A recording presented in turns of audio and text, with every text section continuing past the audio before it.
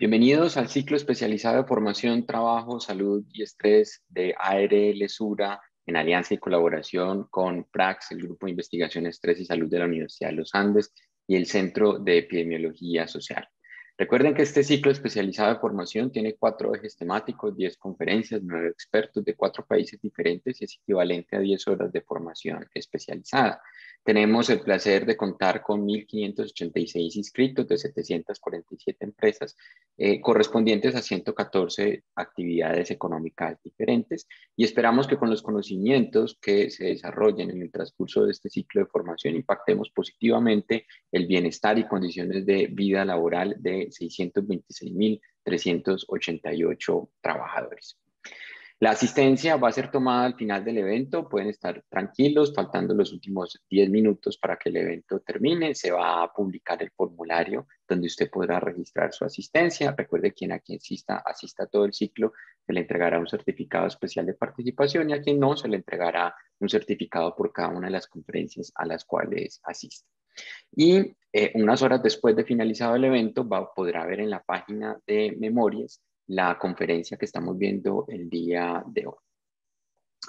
Para mí es un placer entonces darle la bienvenida a este nuevo evento. Hoy tengo el placer de compartir escenario con mi colega, la doctora Viviola Gómez, a quien le doy la palabra. Ella se va a presentar y nos va a acompañar en la primera parte de esta sesión que hemos preparado para ustedes, donde vamos a hablar de evaluación y diagnóstico del riesgo psicosocial en Colombia, que hemos aprendido después de varios años de que se publicó la primera normatividad asociada a esto y algunos retos que creemos que hay. Viviola, bienvenida. Bueno, buenos días, Sebastián. Gracias por tu bienvenida. Buenos días a todos. Bueno, en primer lugar, quiero contarles, Sebastián les ha contado que yo dirijo el grupo de investigación que se llama Estrés y Salud en la Universidad de los Andes, pero no muchas personas en este grupo necesariamente saben yo qué he estudiado o qué he hecho y por qué puedo hablarles hoy de lo que quiero presentarles.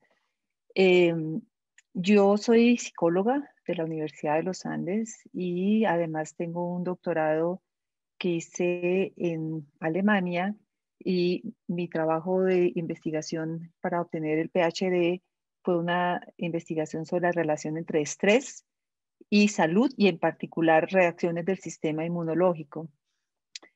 Desde entonces, esto estoy hablando desde el año 1994, he sido profesora de la Universidad de los Andes, hoy soy profesora asociada a la misma y he desarrollado varias investigaciones relacionadas con el estrés y la salud en general y en particular el estrés de origen laboral, es decir, el estrés que surge como consecuencia de condiciones laborales.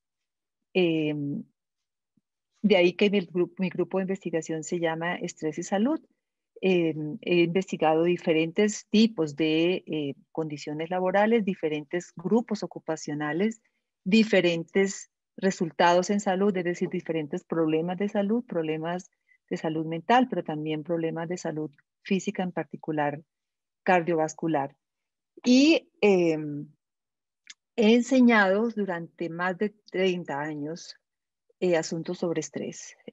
Por eso tengo, digamos, una buena idea del tipo de confusiones, del tipo de preguntas que la gente suele tener con respecto a este concepto que es fundamental, el concepto de estrés. Y por eso es uno de los conceptos que hoy vamos a trabajar porque además nos hemos dado cuenta de que también en este grupo hay algunas confusiones al respecto. Quiero mencionarles algo que hicimos con Sebastián para preparar esta presentación, un poco muy dirigida al grupo particular que está presente hoy. Ustedes, los que han estado en las diferentes sesiones anteriores, recuerdan que yo he estado tomando notas sobre las preguntas. Y he tenido la oportunidad de mirar todas las preguntas y algunas de las preguntas que se han hecho no siempre se han contestado porque no eran preguntas necesariamente relevantes para el tema que se estaba tocando en esos días. Y tengo una colección de preguntas que se hicieron sobre evaluación, sobre conceptualización, que no fueron necesariamente, como les dije, contestadas en ese momento, pero yo las tengo aquí coleccionadas, las tengo resaltadas, de hecho las tengo frente a mi cara, pero las utilizamos con Sebastián también para preparar esta charla para ustedes hoy. De manera que algunas de las cosas que vamos a presentar están especialmente diseñadas para poder contestar a muchas de sus inquietudes.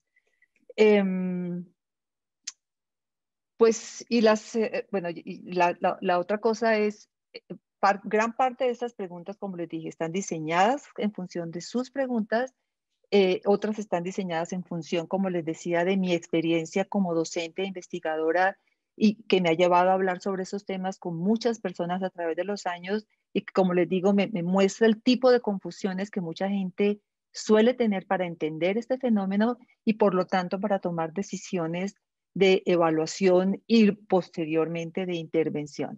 E igual Sebastián les va a comentar cómo gran parte también de algunas de las cosas que incluimos acá se derivan de su propia experiencia como consultor con diferentes empresas, de manera que, por eso les digo, esperamos que esta presentación de hoy responda a preguntas e inquietudes muy particulares de este grupo.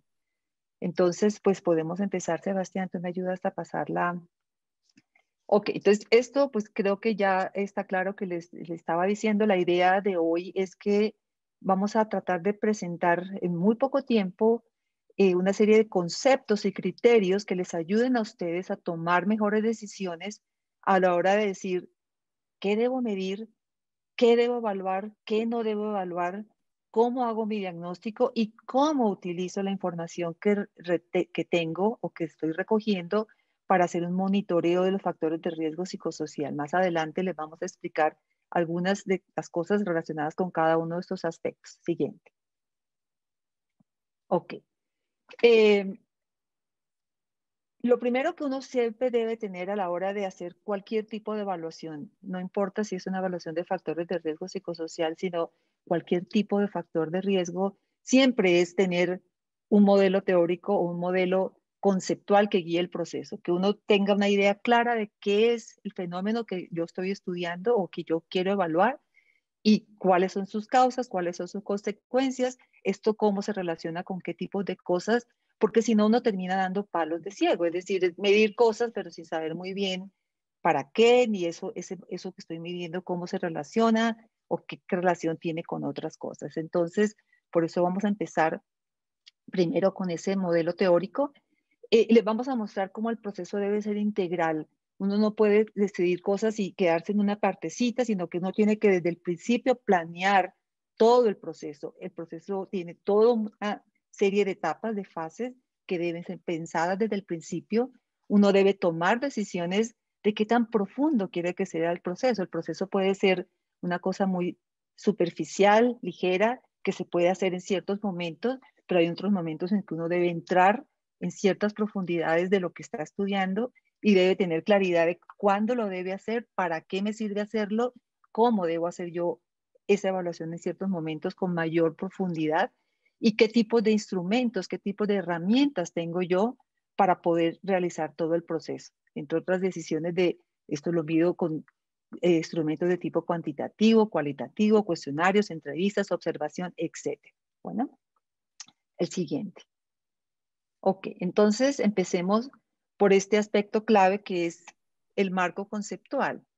Y voy a empezar en la siguiente, Sebastián, hablando del concepto que es central en todo esto que estábamos hablando, que se llama factores de riesgo psicosocial. Y vamos a ir un poquito para atrás, porque los factores de riesgo psicosocial son un factor de riesgo fundamentalmente porque generan estrés. Y al respecto del estrés hay infinitud, iba a decir infinitud, infinidad de confusiones y malas concepciones, de manera que quiero empezar por allí precisando qué es lo que se entiende por estrés. El estrés no es una enfermedad. El estrés puede conducir a enfermedades, pero no es una enfermedad.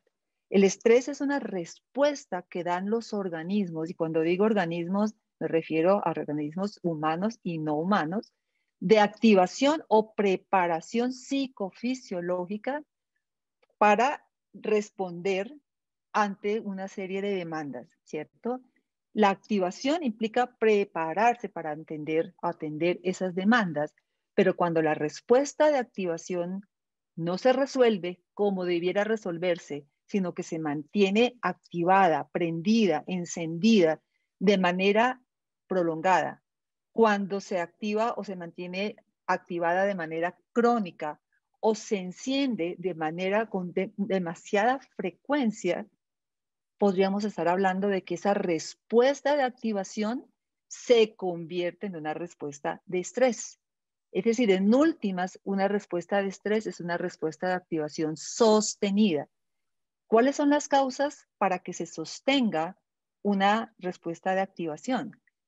La principal razón en los humanos, pero también se da en los animales, es una percepción prolongada. En la medida en que la percepción es prolongada, pues la activación se prolonga, de que hay un desequilibrio o un desbalance entre las exigencias de la situación, o sea, de lo que se requiere para que la situación se resuelva, y los recursos que tiene el organismo para resolver o manejar adecuadamente esa situación.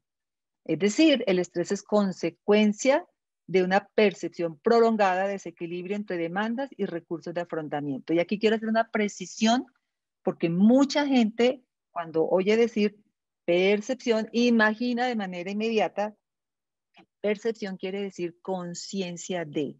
Uno percibe muchísimas cosas. De hecho, quienes son psicólogos saben que percibimos muchas más cosas de las que somos conscientes de, y que para reaccionar ante las cosas que percibimos no necesitamos ser conscientes de ellas. De manera que en el caso de las situaciones que generan estrés o del estrés mismo, la gente puede reaccionar sin que necesariamente esté siendo consciente de estar percibiendo este desequilibrio. Muchas veces sí lo hacen, es posible ser consciente de esa percepción, no siempre lo es. Lo que la gente mayor parte de las veces percibe es el anuncio de que hay un problema, el anuncio de que la activación se está sosteniendo. ¿Y cuál es ese anuncio? Emociones negativas.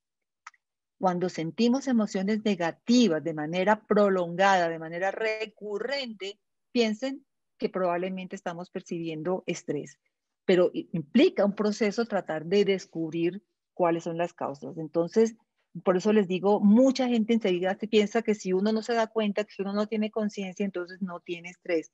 No es cierto, la percepción de ese desequilibrio puede no ser consciente. Sigamos adelante, Sebastián. Ok, entonces aquí, para resumir, las respuestas de activación y la respuesta de estrés son similares. Lo que los diferencia es qué tanto duran y qué tantos sistemas orgánicos se movilizan en el tiempo. Es decir, en la medida en que la respuesta de activación dura más sistemas del cuerpo se activan. El sistema endocrinológico, el sistema inmunológico, por ejemplo, no se activan de la misma manera a corto plazo o a largo plazo. Muchos aspectos del sistema inmunológico, las hormonas relacionadas, por ejemplo, con la reproducción, no se activan cuando hay activación, cuando hablamos de la respuesta de preparación. Pero si la activación se sostiene, empiezan a activarse ciertas hormonas que tienen que ver con la reproducción, con la digestión, con N-mielcosa. Es decir, la respuesta psicofisiológica que se da en el organismo cuando hay activación es muy similar a la que se da después. Pero en la medida en que la respuesta es más demorada, más crónica, se activan muchos más sistemas y por lo tanto la respuesta empieza a ser no tan positiva. Por lo tanto, la consecuencia o la conclusión es que la activación es sana, deseable, adaptativa. Esto es lo que algunas personas llaman estrés positivo, pero el estrés como tal no es sano, no es deseable y puede conducir a enfermedades. Por lo tanto, yo personalmente siempre invito a hablar de estrés cuando estamos hablando de esa reacción negativa que puede producir problemas. Y yo no hablo de estrés positivo porque si no tenemos las situaciones como una pregunta que tuvimos alguna vez aquí en alguna de las sesiones, donde decían eso, ¿Cómo hace uno para saber hasta dónde es bueno el estrés? El estrés no es bueno. Y por eso yo prefiero que evitemos el uso de esa palabra, de hablar de estrés positivo, porque confundimos a la gente, confundimos a las personas que a veces se sienten mal y piensan, no, pues es que eso se supone que está bueno, ¿cierto? Y no es bueno. Aún hay personas que incluso en ciertos momentos iniciales del proceso de estrés dicen, no, es que yo soy así, es que a mí me gusta la emoción, a mí me gusta la activación, a mí me gusta la sensación. Sí, puede que le guste, pero eso no quiere decir que sea bueno para su organismo, ¿sí? Entonces, por eso es importante diferenciar activación de estrés. Activación es positiva, deseable. El estrés no lo es. Sigamos. Ahora, esto es una cosa muy importante. Estamos hablando de un desequilibrio, de un balance. Por lo tanto, hay ciertos, y la investigación ha mostrado que hay ciertos factores, tanto de la situación como de las personas. Eso sí aplica fundamentalmente a personas porque las características que ustedes ven aquí no las tienen animales u otro tipo de organismos, eh, sino solamente seres humanos. Pero entonces lo que estoy aquí planteando es, hay algunos factores que incrementan la probabilidad de que se dé este desequilibrio entre recursos que este organismo percibe para resolver esta situación. Como ustedes ven allí, hay situaciones vitales que exigen readaptación. ¿A qué se refiere esto? A situaciones que nos cambian la vida de un día para otro, sean positivas o sean negativas. Son situaciones que tienen una altísima probabilidad de generar estrés. Tener un bebé, casarse, descasarse, empezar la universidad, terminar la universidad, empezar un nuevo trabajo, jubilarse, irse a vivir a otro país, empezar un proceso nuevo en la vida. Siempre que tenemos situaciones vitales que exigen una readaptación, implica que no siempre nos hemos preparado para eso, no siempre, no hay cursos para ser papás, o ahora los hay, pero en mucha época no los había. Entramos a la universidad y ahora hay cursos de inducción, precisamente para evitar esta sensación que tiene la gente de, ¿y esto cómo se hace? ¿Y esto cómo se come? ¿Cierto? Pero eso son el tipo de situaciones que suelen generar estrés a muchísimas personas, independientemente de características individuales.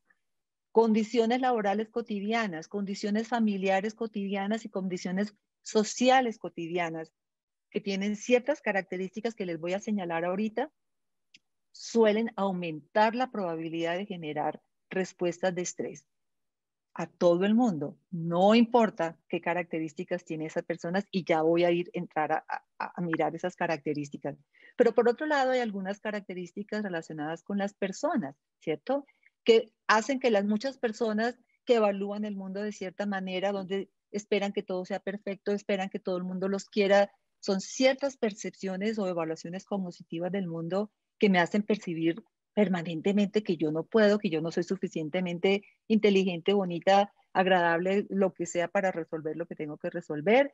O yo tengo una baja percepción generalizada de control. Mi vida depende de Dios, la suerte, el horóscopo, Petro, todos menos de mí, ¿cierto? En general yo no tengo ninguna posibilidad de controlar mi vida. Personas que tienen ese tipo de características suelen percibir más control cuando los niveles de exigencia son súper altísimos, cuando la falta de gente no sabe decir no o no sabe negarse a ciertas cosas con asertividad, mal manejo del tiempo, baja autoestima.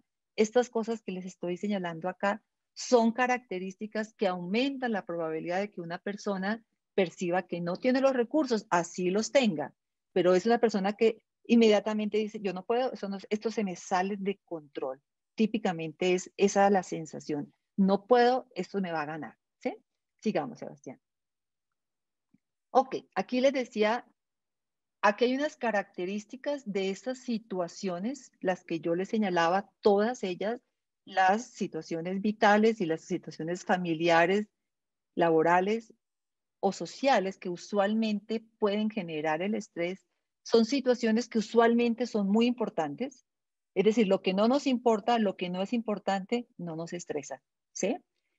Esas situaciones que tienen una alta relevancia o valor para la persona que las experimenta o para el organismo que las experimenta, son situaciones que tienen o yo las percibo fuera de mi control pero hay situaciones que por su propia naturaleza tienen muy poca posibilidad de ser controlados. Hay cosas que están fuera del control de las personas.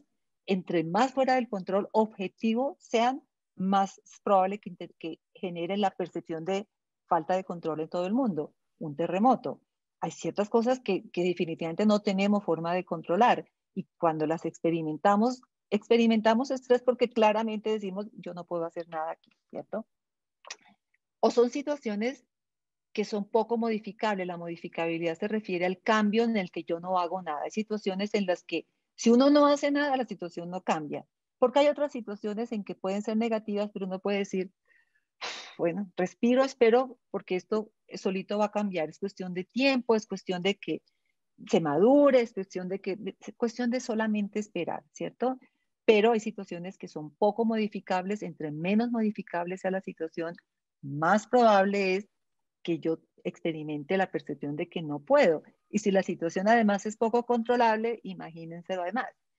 Pero además si la situación es recurrente, es decir, ocurre con mucha frecuencia, porque si ocurre una vez, desaparece, puede ser una situación muy terrible, pero pasó y se fue, punto, no me pasó nada. Si no me produjo otro tipo de consecuencias, está bien, pudo ser importante, pero si no dejó ninguna consecuencia o no deja consecuencias que yo voy a experimentar día a día, no va a pasar nada muy grave. Y finalmente las situaciones ambiguas, entre más ambiguas, más me da la sensación de que no sé qué es lo que tengo que hacer. Yo puedo tener mucho conocimiento, yo puedo tener muchas ideas, yo puedo tener muchos recursos, yo puedo ser muy hábil en muchísimas cosas, pero si la situación es ambigua, no es muy claro qué hay que hacer, cómo hay que hacerlo, cuándo hay que hacerlo. Y si una situación además suma varias de estas características, son situaciones en las que no importa si yo tengo baja o alta percepción de control, no importa si yo soy ansioso o no, no importan mis características personales o condiciones individuales, situaciones que tienen esas condiciones suelen generar estrés en todas las personas. Y lo que vamos a ver es que las condiciones psicosociales laborales que ciertos modelos han identificado tienen estas características. De allí que no es tan importante las condiciones individuales, pero ya vamos para allá, Sebastián. Ok, donde la anterior, Sebastián. Gracias. Entonces aquí lo que es supremamente importante entender es que el estrés en general es un factor de riesgo para la salud. No importa si el origen del estrés es laboral o no laboral. El estrés, la respuesta de estrés es un factor de riesgo para muchísimos problemas de salud. Por si alguien no tiene claridad, ¿qué quiere decir un factor de riesgo? Es una situación o circunstancia que aumenta las probabilidades de que una persona contraiga una enfermedad o cualquier otro tipo de problema de salud, ¿cierto? Entonces, eso quiere decir las personas que están afectadas por ese factor de riesgo tienen un mayor riesgo de enfermar que las personas que no tienen ese factor. Eso debe quedar supremamente claro para que podamos entender lo que sigue. La siguiente. Ok. Una cosa que creo que es claro para todos y lo de lo que estoy diciendo se deriva esta idea es que hay muchos factores psicosociales, situaciones que son sociales y psicológicas que pueden generar estrés y por tanto afectar la salud y que tienen origen laboral, extralaboral o individual, ¿sí? Yo aquí voy a hacer referencia a una serie de asuntos conceptuales, algunos de los cuales a mi juicio son poco claros y muchos no son suficientemente claros y creo que la resolución 2646 que obliga a las organizaciones a vigilar los factores de riesgo psicosocial contribuye a esa confusión. Entonces, lo que sabemos y la resolución lo dice es que los factores psicosociales que generan estrés pueden tener origen laboral, extralaboral, individual, social, ¿sí? Son muchísimos, pero una cosa primera que tenemos que tener claro es que no todos ellos afectan la salud por igual. Hay algunos factores que son más importantes que otros, sean laborales, sean personales o sean sociales. Muchas cosas pueden generar reacciones, pero no todos afectan la salud de la misma manera, ¿sí? Por lo tanto, es importante guiarse por investigaciones que permitan generar modelos teóricos que tengan sustento empírico. No es de lógica, es cuestión de qué dicen los datos, qué dice la investigación que permita decir qué es más importante que otras cosas, qué impacta más la salud que otras cosas. Si ustedes piensan en este momento en la resolución 2646 y en la batería, si todos o muchos la conocen, la cantidad de factores de riesgo psicosocial que se enumeran es, yo tengo aquí al frente en este momento una lista de las muchas que están en la batería y que no están, pero espacio, privacidad, condiciones físicas, condiciones intrínsecas del trabajo, mucho trabajo, poco trabajo, presiones de tiempo, horarios, complejidad de la tarea, responsabilidad en la toma de decisiones, exigencia en el procesamiento de información, el estilo de liderazgo, manejo de información, falta de retroalimentación. Y yo puedo seguir haciendo esta caricatura que estoy haciendo de la cantidad de cosas que podemos pensar que hay que evaluar, porque todas podrían afectar en un momento dado a una persona. La falta de claridad del rol, tareas conflictivas, falta de seguridad laboral, falta de comunicación, relaciones interpersonales, etcétera. Y ahí estoy hablando solo de las laborales. Por lo tanto, si nosotros no tenemos un modelo claro o no tenemos investigaciones que nos ayuden a tomar una decisión clara, pues vamos a pensar que todo es igualmente importante y creo, entre otras, que la resolución 2646 y la batería dan esa idea, que todo es igualmente importante, que hay que evaluar todo, pero no nos dan, o al menos ese es mi juicio, no nos dan un modelo teórico claro que nos permitan decir, ajá, si yo evalué y esto está mal, y esto está mal, y esto está mal, y tengo 50 cosas mal, ¿tengo que intervenir en todo al tiempo? No, no, porque no todo es igualmente importante, no todo tiene la misma capacidad de generar problemas de salud, ni todos los problemas de salud van a ser igualmente serios. Entonces, por eso es importante dejarse guiar por ciertos modelos. De ahí que nosotros empezamos este ciclo de conferencias con ese modelo o con esos dos de los modelos que han sido más investigados y que están basados en la investigación sobre el estrés, ¿cierto?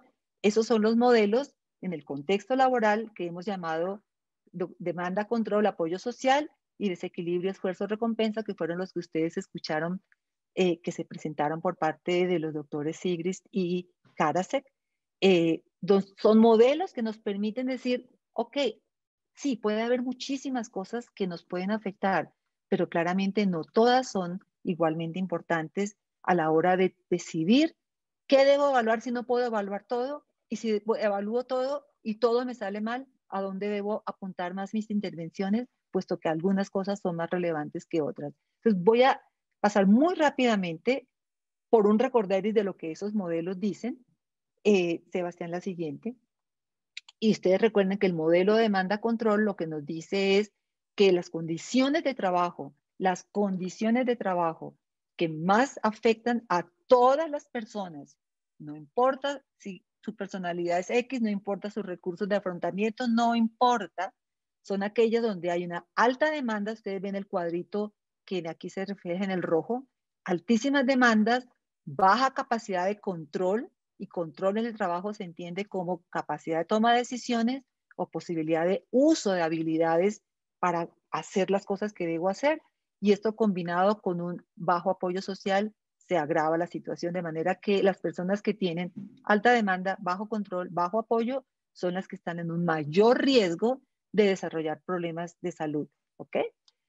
Esto con respecto al modelo demanda-control. El modelo de desequilibrio esfuerzo-recompensa lo que nos plantea es, nosotros los seres humanos tenemos unas necesidades básicas de percibir cierto tipo de apoyo y de percibir que hay unas recompensas, que hay unos, déjeme buscar la palabra adecuada, pero son necesidades de sentir que mis esfuerzos en el mundo en general tienen cierta compensación que me da cierta seguridad, que me da cierta estabilidad, que me da cierta sensación de competencia, de estima y de tranquilidad. Y lo que dice el modelo de Sigrist es, en el trabajo, cuando la gente hace un altísimo esfuerzo en términos de educación, de compromiso, de resolver, de hacer las cosas que debe hacer, pues tiene un mínimo expectativa de que ese esfuerzo esté compensado con un ingreso equivalente a mi educación, que me permita tener una estabilidad, no que yo hago todo el esfuerzo, pero a mí me dicen mañana váyase y yo no tengo ni idea porque si yo he hecho mi trabajo adecuadamente, ¿cierto? Y que si he hecho mi trabajo adecuadamente y no me pueden pagar completamente todo lo que yo justamente debería recibir, al menos me digan gracias, al menos reconozcan para mi propia salud mental que yo he hecho un buen trabajo. Gracias, gracias, Viviola. Me gustaría pagarte más, pero no tengo más. O aquí está tu pago. Esto es lo que tú mereces por el esfuerzo que has hecho, ¿cierto? Reconocimiento, seguridad, estima.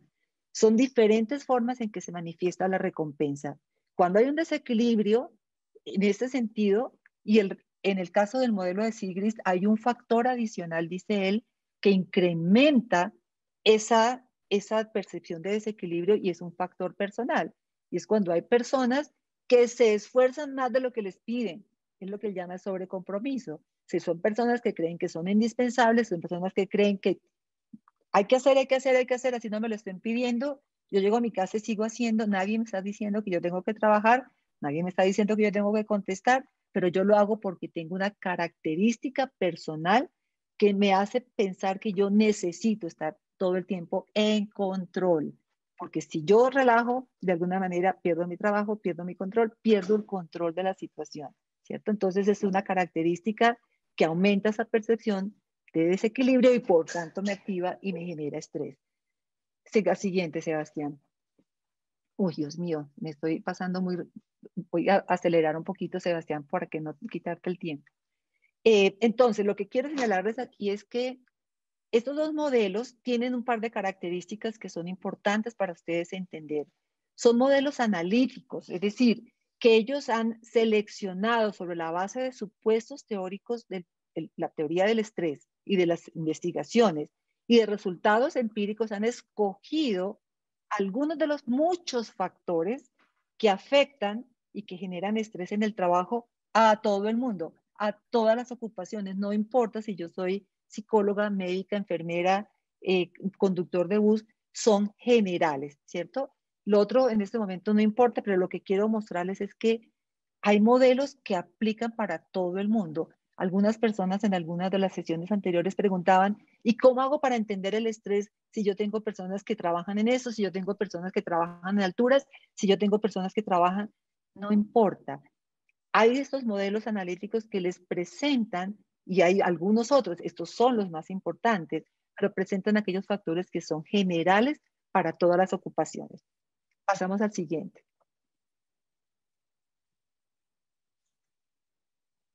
Ah, perdón. ¿Ahí está bien? Sí, Sebastián, sí, no es que estaba aquí pirando otra cosa. Ok, esto creo que, que está planteado aquí, yo lo he dicho, pasemos a la siguiente, que creo que es fundamentalmente, estas dos que siguen son claves para poder transmitir el mensaje que quiero transmitir. Entonces, en el trabajo, ¿qué cosas pueden afectar la salud física y mental? Si ustedes miran allí, por lo menos podemos identificar algunos asuntos que tienen que ver con características físicas del trabajo, que las estudia muchas veces la salud ocupacional, que no es la salud, la psicología de la salud ocupacional, pero muchas personas que trabajan en salud ocupacional se ocupan de esa exposición a riesgos físicos, exposición a químicos, incluso condiciones ergonómicas, etcétera. Abajo al final están condiciones que tienen que ver con las capacidades que la gente ha tenido por el salario que recibe, por los beneficios de su trabajo, que les permiten obtener cierto tipo de comida, poder hacer ejercicio, tener ciertos servicios de salud y atención médica. Pero los que a nosotros nos interesan por efectos de la resolución son los que están en la mitad. Son los aspectos psicológicos, psicosociales del trabajo y de cómo este trabajo se organiza. Son aquellos factores que generan estrés. Son esos. A nosotros la resolución no debería obligarnos ni invitarnos a encargarnos de lo que está abajo ni de lo que está arriba. Y en la siguiente diapositiva va a ser mucho más claro el mensaje central que quiero dar, Sebastián. Esta. Si ustedes miran acá, vemos a un lado los estresores laborales. desde el punto de vista de la organización, lo que más importa son los factores psicosociales laborales. Claro, hay factores individuales que eventualmente pueden originar el estrés. Hay factores extralaborales que ustedes ven abajo, condiciones financieras, situación familiar. Todos esos factores son factores que desde la perspectiva de las características de trabajo pueden amortiguar, pueden agravar o pueden amortiguar el efecto, hacerlo, moderarlo, hacer que el efecto sea más o menos grande. Pero no son los factores originales, no son los factores centrales. Si ustedes piensan en los modelos que se han desarrollado en el mundo para entender la salud, hablan de las muchas mil cosas sociales y psicológicas que pueden afectar la salud. Pero a las organizaciones no se les puede pedir que se encarguen de la personalidad de las personas, de sus características de afrontamiento, de sus condiciones sociales, de la pandemia. Esas son situaciones que deben atender los gobiernos, los países, en total, la Organización Mundial de la Salud, deben atender montones de cosas que afectan la salud. Pero desde el punto de vista nuestro, organizacional, el modelo debe ser este. Los factores psicosociales son centrales. ¿Qué tipos de reacciones agudas que nosotros podemos detectar a tiempo antes de que se conviertan en enfermedades? Esto que ustedes están viendo aquí es el modelo desarrollado por el Instituto Nacional de Salud Ocupacional, Salud y Seguridad Ocupacional de los Estados Unidos. Y en muchos países tienen modelos similares para guiar la evaluación de las personas, de las organizaciones. Les dicen, ustedes tienen que centrarse en los estresores laborales y atender eso, que es lo que ustedes pueden cambiar. Ustedes no pueden cambiar si la gente tiene transporte o no. Ustedes no pueden cambiar, de pronto sí pueden cambiar lo que le pagan, cuando pueden pagar más. De pronto ustedes pueden cambiar, ofrecerle posibilidades para que la gente coma mejor si tenemos una buena restaurante o cantina en nuestra empresa.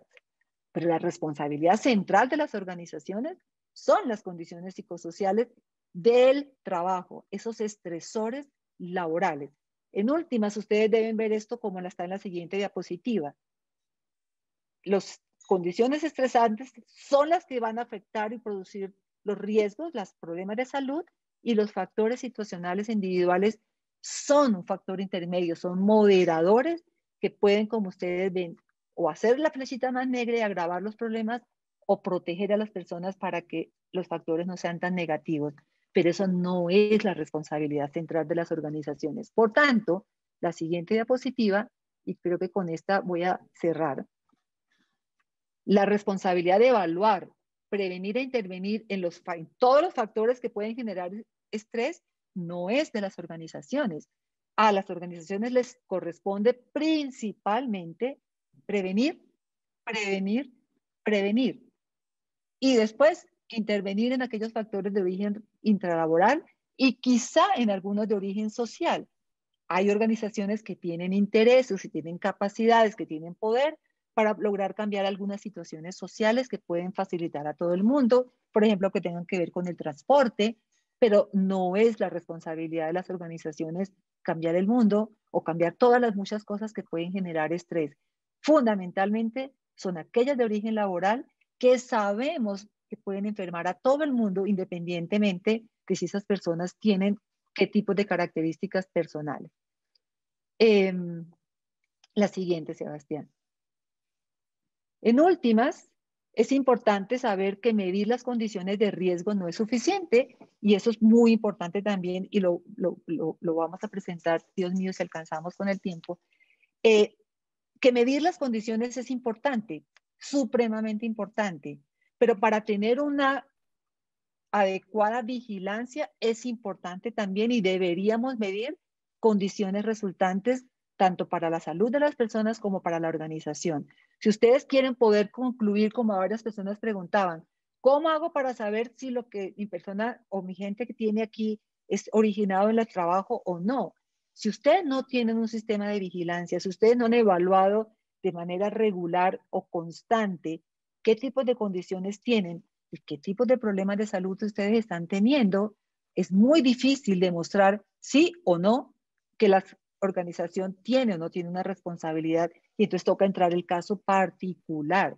Ustedes deberían poder armar lo que sigue, Sebastián, un sistema de información que permita hacer vigilancia epidemiológica, es decir, recoger sistemáticamente datos sobre salud, sobre las condiciones psicosociales, de manera que ustedes puedan orientar sus políticas de salud dentro de las empresas y establecer adecuadas medidas, primero de prevención y promoción de la salud, antes de que el problema se convierta en una enfermedad y tenga que entrar a hacer trabajo de curación o de intervención.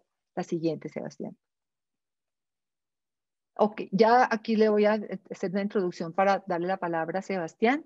Entonces, ya aquí entra el detalle de qué medir, cómo medirlo, cada cuánto medirlo, a quién evaluar. Mucho de eso depende de la organización.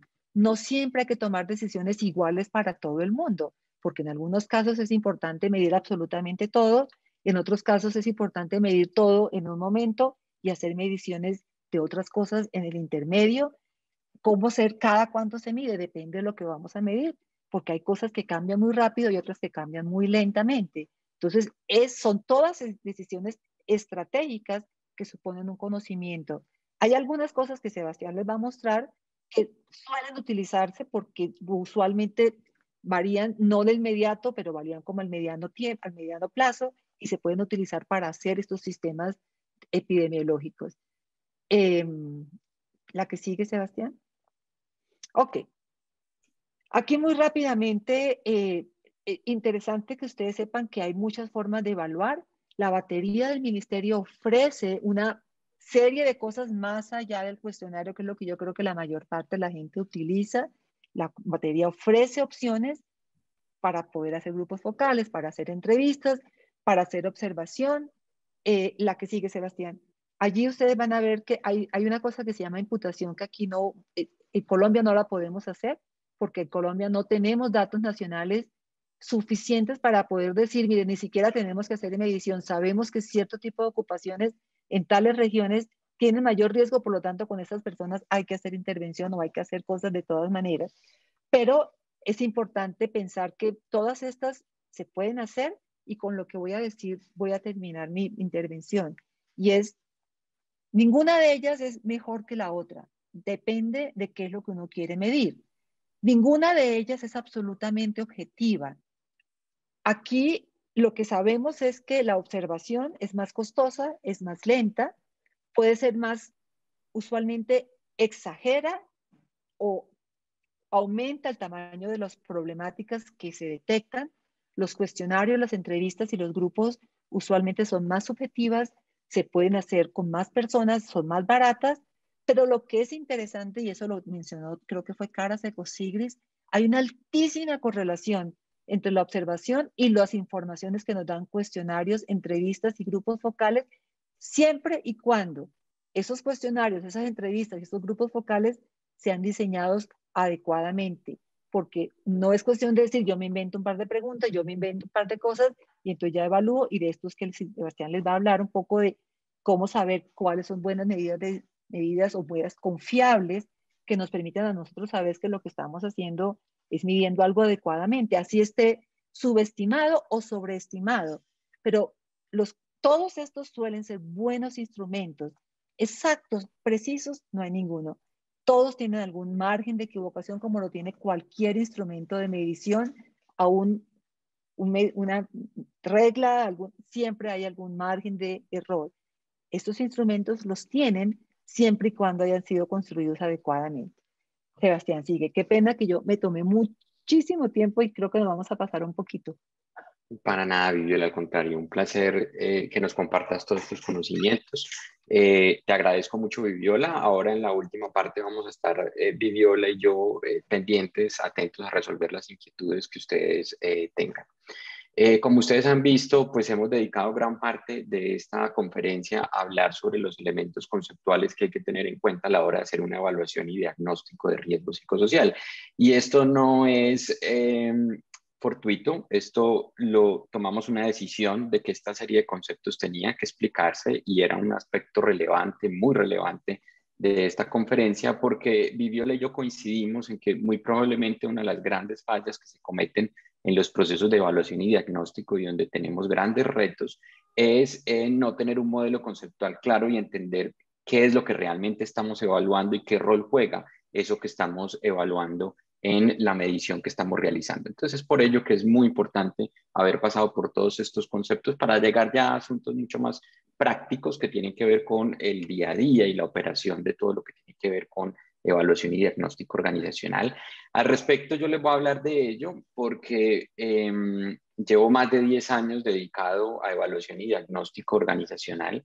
Esto ha sido un tema que a mí me ha gustado mucho y que lo empecé a estudiar desde mi carrera de pregrado, donde hice precisamente una estandarización y validación de un instrumento para medir depresión infantil.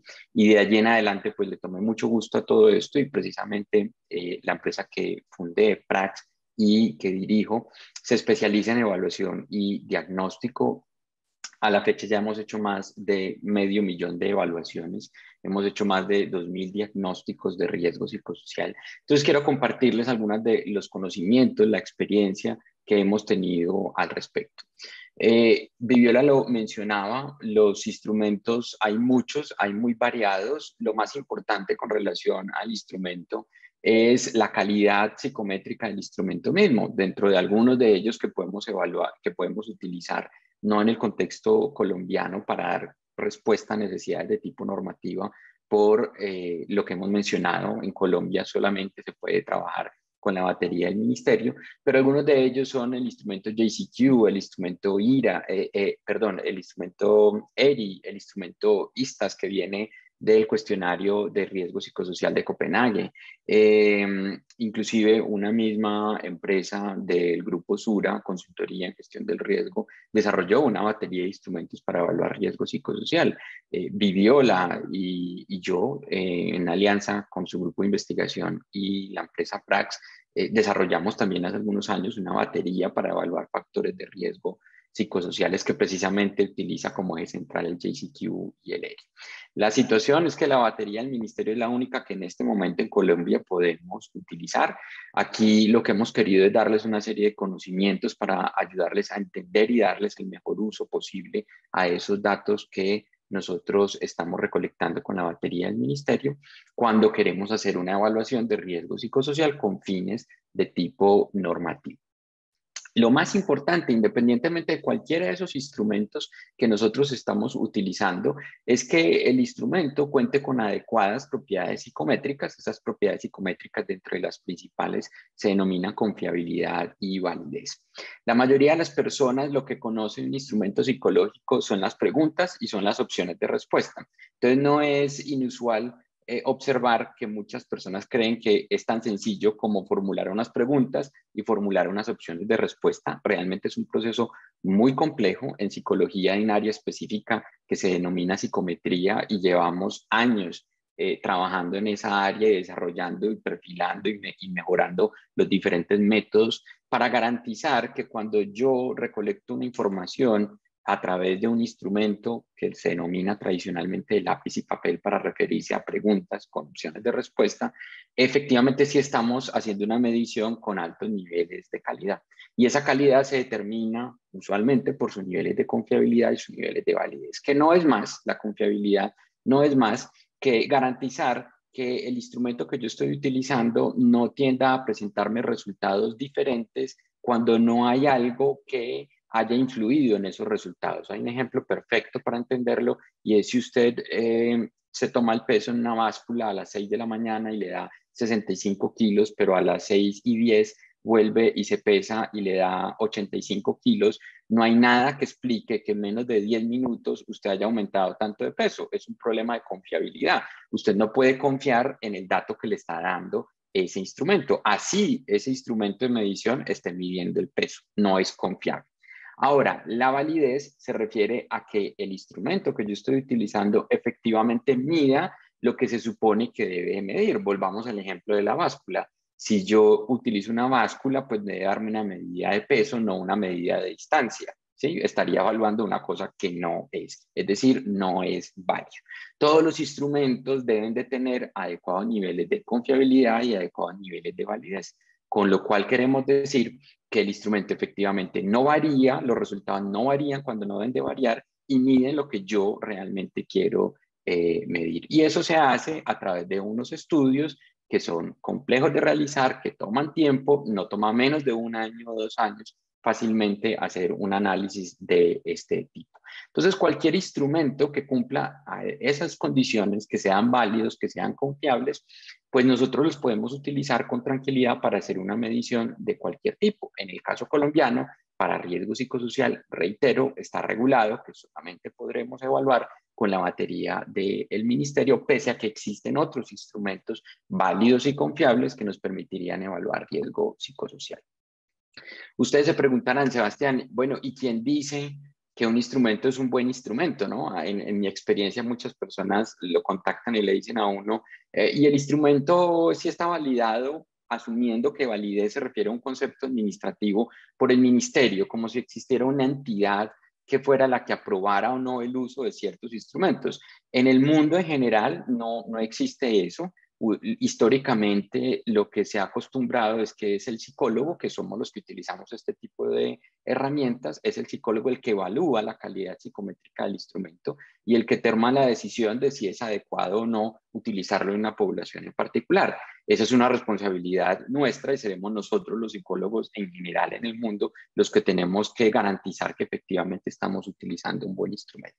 Pero, ¿qué determina que hay un buen instrumento? No es una sola investigación, es una de las cosas que a mí me gusta y me parecen muy bonitas de la ciencia, y es que hay que generar un nivel de acuerdo importante en la comunidad científica con relación a la calidad o las conclusiones a las cuales podemos llegar cuando estamos estudiando un fenómeno. Entonces, podemos decir que un instrumento es un buen instrumento solo cuando múltiples investigadores que utilizan múltiples muestras que trabajan de forma independiente, sistemáticamente encuentran que efectivamente ese instrumento parece ser un instrumento que es confiable y parece ser un instrumento que es válido. Y eso puede tomar años, ahí puede pasar muchísimo tiempo y ahí es donde tenemos que tener la apertura precisamente a estar constantemente estudiando y probando con diferentes poblaciones los instrumentos.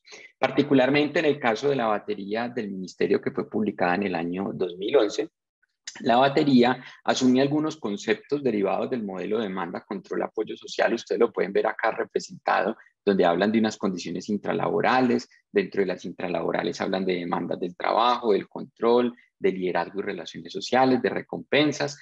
Aquí las condiciones extralaborales pues ya se salen dentro de las formulaciones que nos plantean el modelo de demanda, control, apoyo social y desequilibrio, esfuerzo, recompensa. Pero creo que lo más importante aquí a señalar es que aunque hay algunos conceptos que sí retoma de estos dos modelos, teniendo en cuenta la importancia que ellos tienen, realmente no contempla el elemento más importante probablemente de ambos modelos, que tiene que ver con la combinación de estas variables, que parece ser es lo que predice una mayor probabilidad de que se generen enfermedades derivadas del estrés, ¿sí? Que esa combinación tiene que ver con la alta demanda y el bajo control al mismo tiempo y con el alto esfuerzo y la baja recompensa en simultáneo. Entonces, podemos ver acá que hay una estructura, la batería del ministerio tiene diferentes tipos de instrumentos, como yo lo mencionaba. Hay unos instrumentos que se clasifican de lápiz y papel, que son los que se le aplican por cuestionario a las personas, pero también tienen unas herramientas muy buenas y muy útiles que permiten evaluar los factores de riesgo con relación a utilizando entrevistas, utilizando método de observación, utilizando grupos focales. En mi experiencia, cuando usted hace un muy buen diagnóstico utilizando el instrumento de lápiz y papel, es decir, mediante encuesta, es poco probable que usted necesite utilizar los otros mecanismos, ¿no? Pero hay que hacer un buen proceso de diagnóstico, además de eso, porque hay que garantizar la calidad en la recolección de los datos, en el procesamiento de la información. Si yo no hago bien todo eso, pues probablemente me van a salir cosas extrañas que tendré que tener otras medidas para poder intentar entenderlos. Pero Sebastián, sí, déjame interrumpirte un de la, segundito solamente para sí. agregar algo que yo anuncié antes, y es el tema de la profundidad. Muchas veces las entrevistas y los grupos focales se utilizan justamente para entrar en detalle y en profundidad sobre cosas que se han identificado con los cuestionarios, pero que el cuestionario no me permite entender qué es lo que está pasando, de manera que con las entrevistas y los grupos focales yo puedo entrar en más detalle con las personas para entender por qué ciertas circunstancias se están presentando en un sitio.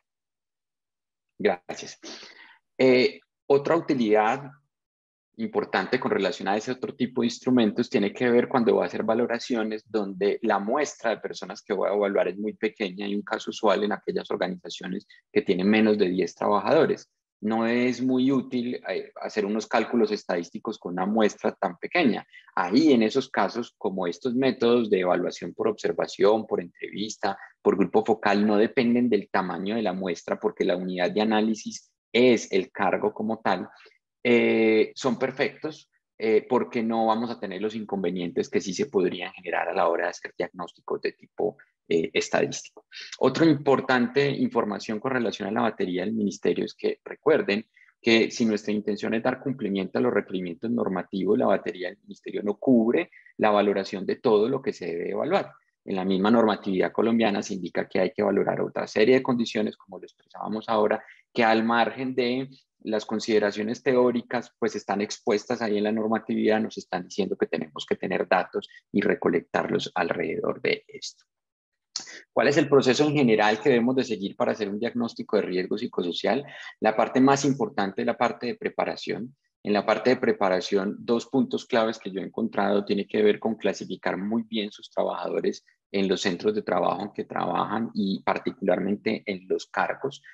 Como hemos visto y hemos aprendido en este ciclo de formación, la exposición al riesgo psicosocial está en gran medida determinado por lo que a mí la organización me pide que haga y las condiciones en que me pida que realice ese trabajo, y lo que agrupa mejor lo que hacen las personas y las condiciones para hacerlo son los cargos, diferente a lo que pasa, por ejemplo, con evaluaciones de clima organizacional, donde por los mismos modelos teóricos que subyacen a este concepto, lo más importante es el grupo social primario donde se encuentra el trabajador. En esos casos, en evaluaciones de clima organizacional, hacer análisis y filtros por equipos de trabajo es más relevante que hacerlos por cargos, pero en riesgo psicosocial no sucede así. En riesgo psicosocial es fundamental, es clave que usted clasifique y organice muy bien sus cargos previamente para poder después hacer filtros y análisis en función de el cargo. De hecho, esto es importante también a la hora de hacer evaluaciones de calificación de enfermedad derivada del estrés, donde hay que analizar tanto la exposición de ese individuo que le estamos haciendo la calificación, pero también del cargo donde ese individuo se encuentra, ¿sí? Para poder entender mejor cuáles son las potenciales causas de las enfermedades que estamos intentando calificar. Entonces, para hacer nuestro diagnóstico debemos organizar centros de trabajo, cargos, debemos de tener unos datos mínimos de identificación del trabajador e información ocupacional del trabajador.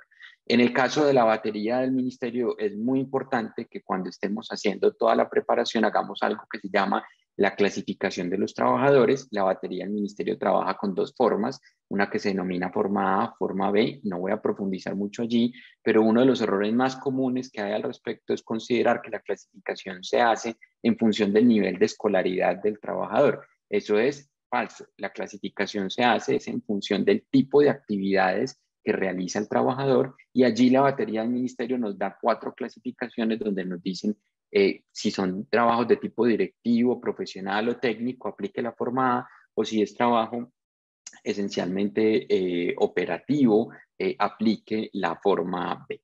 Entonces ahí tenemos que revisar muy bien y hacer una muy buena clasificación para no ir a aplicar una forma que no corresponde al trabajador. Y ya lo que usualmente tienen todos los procesos de evaluación y diagnóstico, que es asignar días, horas, lugares de evaluación. Recuerde que la batería del ministerio en este caso solamente se puede aplicar de forma en papel, hacer campañas de comunicación, citar a las personas, aplicar las pruebas, y luego de que las pruebas se recolectan, es decir, que tenemos los papeles, los formatos con las respuestas de los trabajadores, hay que hacer un proceso que se llama tabular pruebas. Esa tabulación de pruebas es digitar en algún sistema o en algunos casos inclusive calificar manualmente, pero eso es prácticamente imposible hacerlo con la extensión que tiene la batería del ministerio, donde añadimos las respuestas que dan las personas y eso se transforma en unos resultados, para finalmente tener 3 tipos de puntuaciones que son las que entrega la batería del ministerio. La batería del ministerio, luego de que se digitan y se procesan las respuestas de los trabajadores, genera 3 puntuaciones por cada variable. Una puntuación que se llama puntuación bruta, que no es de utilidad para nada, no le presten atención a esa puntuación. Otra puntuación que se llama puntuación transformada, derivada de la puntuación bruta, que efectivamente la puntuación transformada es sobre la cual debemos concentrarnos, y una interpretación cualitativa de esa puntuación transformada que en la batería del ministerio denominan nivel de riesgo, pero que en el fondo realmente tiene que ver es más con qué tan usual o inusual es la puntuación que obtuvo un individuo o un grupo de trabajadores respecto a lo que usualmente se encuentra en la población de referencia, que en este caso es la población colombiana. Y esto genera una tabla como la que estamos viendo acá, donde usted tiene en una columna los trabajadores y en el resto de columnas tiene para la variable 1 la puntuación bruta, la puntuación transformada y el respectivo nivel. Esta tabla, los empleadores no deben ni pueden tener acceso a esta información porque eso es información confidencial, protegida por historia clínica, y tampoco lo necesitan. Realmente tener estos datos de esta forma no es relevante para el empleador. Quien trabaja con esto es el psicólogo especialista en seguridad y salud en el trabajo que está haciendo el respectivo diagnóstico. Y hasta acá es donde nos lleva la batería del ministerio. La batería del ministerio no nos dice nada más con relación a qué hacer con esos datos o cómo procesar esos datos. Hasta aquí nos da las instrucciones, como debe ser con un instrumento donde nos dice califique y obtenga resultados individuales de esta forma. Lo que sigue de ahí en adelante tiene que ver con el aspecto clave número 5, y es que el diagnóstico tenemos que entender que finalmente lo hacemos para responder una sola pregunta. Esa pregunta tiene que ver con qué pregunta debo resolver yo para inducir la acción lo más rápido posible y de forma más precisa del empleador con relación al control del factor de riesgo. Y esa pregunta es responder cuáles son los riesgos psicosociales laborales que en su empresa son más relevantes y por tanto tienen más probabilidad de afectar la salud y los resultados organizacionales sobre una mayor proporción de personas. Todo lo que hacemos en evaluación y diagnóstico es esencialmente para responder dicha pregunta. Y responder dicha pregunta requiere llevar a cabo dos procesos que son diferentes. Un proceso que se denomina descripción de resultados y otro que se denomina análisis de resultados. En la descripción de resultados, esencialmente lo que nosotros hacemos es utilizar técnicas estadísticas para representar los hallazgos encontrados. Aquí no hay nada para inventarse, no hay ningún tipo de análisis extraño, esto es estadística en general descriptiva básica. Hay una cosa importante que yo he encontrado en mi experiencia, y es que este tipo de estadística no suele ser muy usual o conocida en las personas que trabajamos en las áreas de gestión humana, en seguridad y salud en el trabajo, y es fundamental que si no tenemos unos conceptos, unos conocimientos mínimos sobre estadística descriptiva, tomemos un curso. Existen muchísimos porque es esencial para poder interpretar los resultados que nos va a entregar a nosotros un diagnóstico de riesgo psicosocial y de cualquier otro tipo.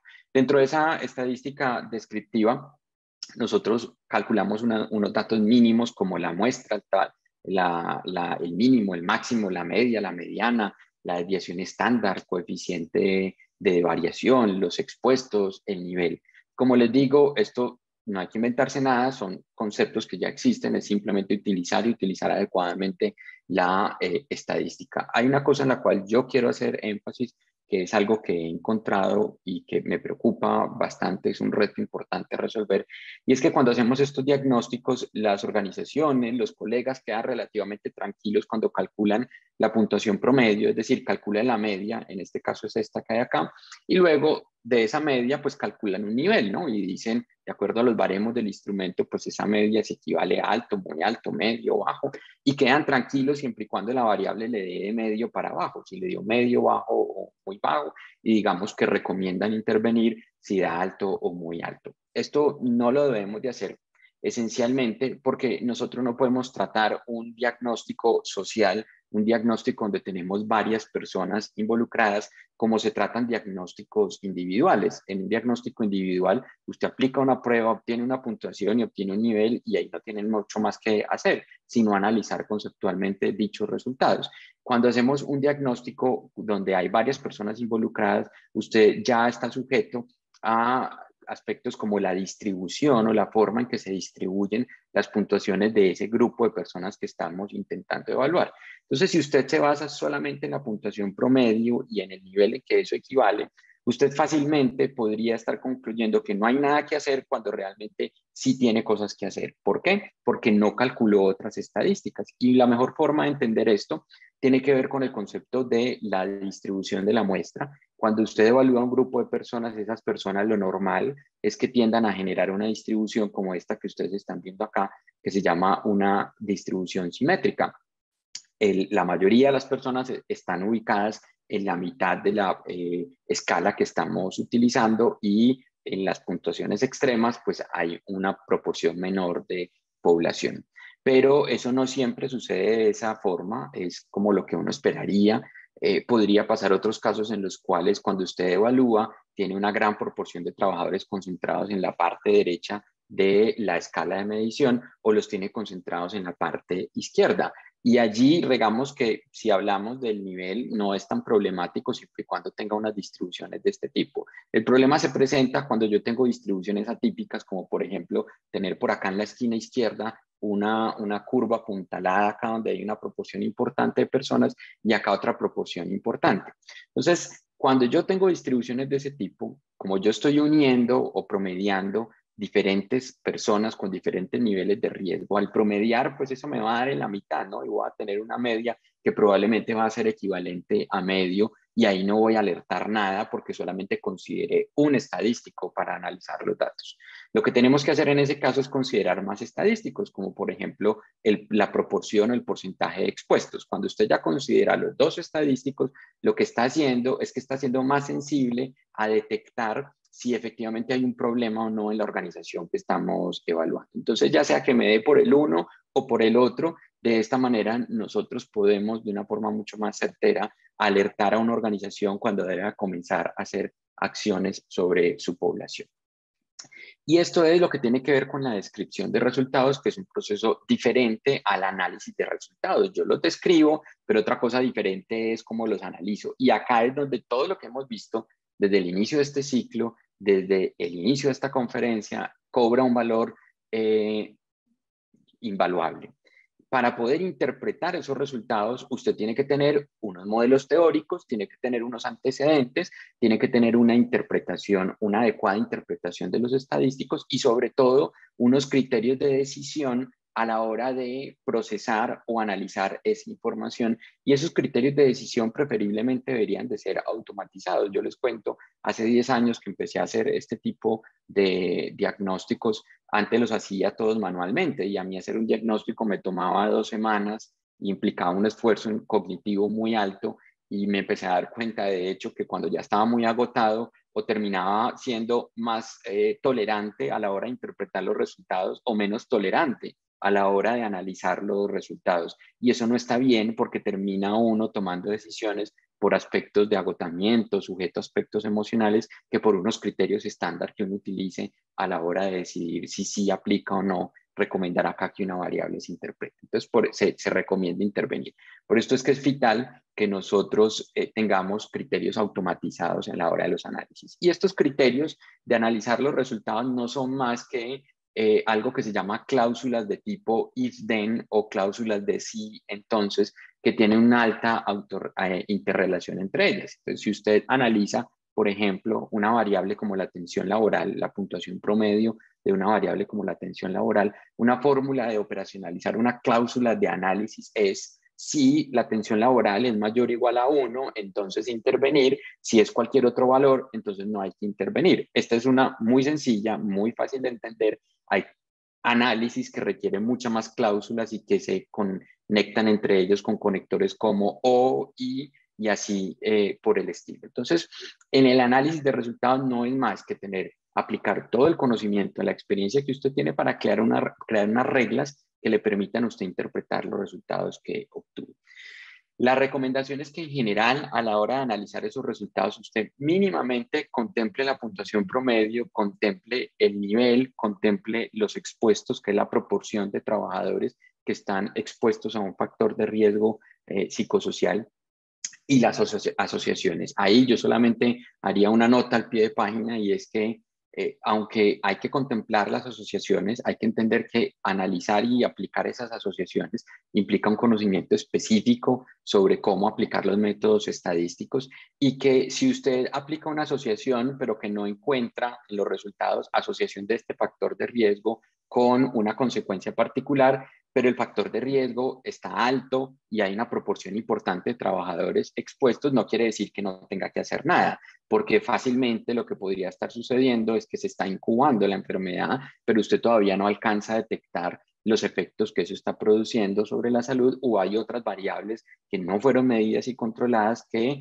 están amortiguando los efectos que está comenzando a generar la exposición a dichos factores de riesgo psicosociales. Pero sí es muy importante que usted al menos considere la puntuación, el nivel y los expuestos. Y cuando usted lo hace de esta forma, usted se va a dar cuenta, estos son datos reales de la evaluación de batería del ministerio, se puede dar cuenta que aquí tenemos la descripción de resultados donde vemos el nivel que obtuvo la variable, la muestra, la puntuación mínima, máxima, la media, mediana, desviación estándar expuestos, pero usted puede tener resultados fácilmente como este que les estoy mostrando acá, donde usted ve que el nivel es medio en esta variable y en esta otra variable es medio, pero en uno se marca con verde y en otro se marca con rojo.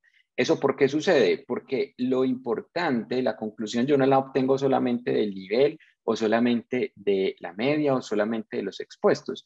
Yo la obtengo al aplicar múltiples criterios de análisis que se representan en este caso en una conclusión.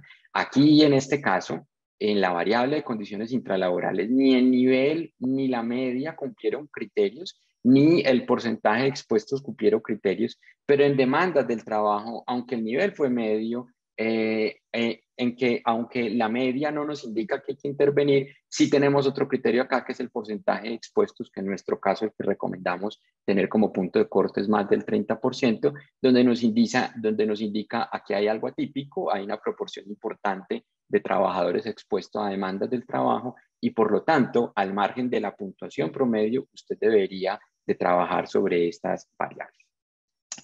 Como estamos cortos de tiempo, yo creo que en otro espacio podemos entrar en detalles. Aquí les quería mostrar unos análisis comparativos que se pueden hacer con la descripción de los resultados y con el análisis de la información en función de ocupaciones, pero yo creo que en otro espacio podríamos entrar en detalles en esto. Quiero más bien que tengamos la oportunidad de, en los minutos que nos quedan, resolver inquietudes que ustedes puedan tener, no sin antes recomendarles tener presente unos errores generales que hemos encontrado en relación de la evaluación. Lo primero es que no es apropiado intentar interpretar los resultados en función de las preguntas que evalúan cada variable. Eso es supremamente usual. Inclusive muchos colegas psicólogos intentan hacer ese análisis de, bueno, ¿cuáles son las preguntas que evalúan esta variable para yo entenderla? Así funcionan las listas de verificación y los instrumentos psicológicos no son listas de verificación.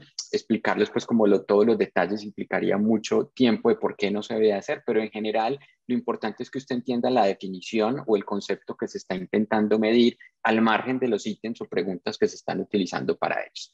Otra cosa importante es que en riesgo psicosocial no existe el concepto de caso blanco. Por alguna razón, eso se popularizó en nuestro canal en YouTube. Si ustedes quieren profundizar al respecto, hay un video donde explicamos a profundidad por qué ese concepto no existe y no es relevante porque finalmente eso lo que está haciendo es atribuyendo o indicando que la intervención del riesgo psicosocial se hace en ese caso blanco que lo definen como la persona que está expuesta a muchos riesgos psicosociales. Saber quiénes son las personas en la intervención del riesgo psicosocial a nivel empresarial no es útil. Lo que usted necesita es saber cuáles son los riesgos psicosociales y en qué cargos los tiene o por variables sociodemográficas para intentar encontrar lo último que se hace después de un diagnóstico, que son las causas de esos factores de riesgo psicosociales.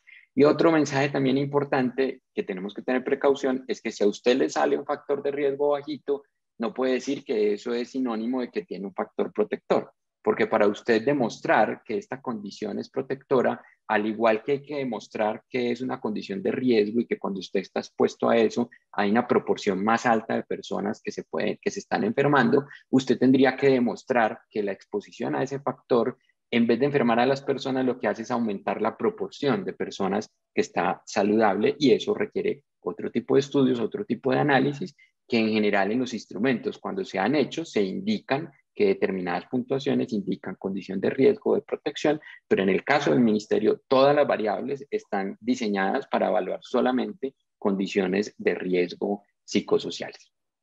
Esto es lo que tenía para compartirles.